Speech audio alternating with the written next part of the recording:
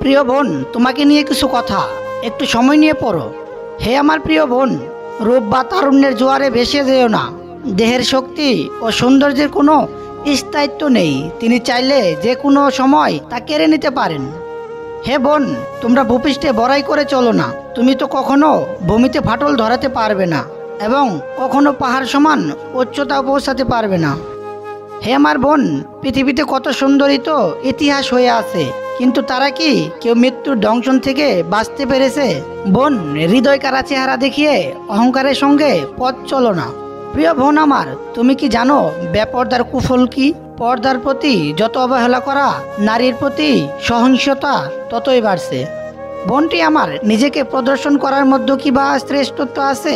শ্রেষ্ঠত্ব তো নিজেকে লুকিয়ে রাখার মধ্যে। প্রিয় বোন, ইতিহাস পড়ে দেখো, ইসলামই সর্বপ্রথম নারীকে মুক্তি দিয়েছে, নারীকে ভোগের পণ্য হতে দেয়নি। শান্তির ধর্ম ইসলাম, একমাত্র ইসলামই কন্যা সন্তান প্রতিপালনের পুরস্কার হিসেবে ঘোষণা করেছে জান্নাত। প্রিয় বোন, পর্দা শুধু তোমার ইহকাল জীবনকেই নিরাপদ করবে না, নিশ্চিত করবে তোমার সম্মান। আখিরাতে নাজাত পাবে তুমি, জাহান্নামের শাস্তি থেকে তোমার শান্তির ঠিকানা হবে জান্নাত। হে বোন, হিজাব আসলেই সুন্দর, এটা তোমরা গর্বের সাথে পড়ো, ভালোবাসার সহিত পড়ো, অধিকারের সাথে পড়ো। হে বোন, যারা এই গরমেও হিজাব পরে, আল্লাহ তাদের এমন দিন ছায়া দিবেন যেদিন তার ছায়া ব্যতীত অন্য কোনো ছায়ার বিরাজমান থাকবে না।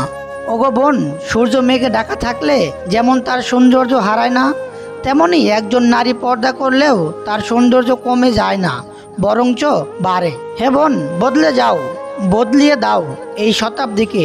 তোমাকে দেখে মুসলিম নারীরা যেন গর্ব করে, যেন বলতে পারে, এই দেখো এই যুগের ফাতেমা আয়েশা।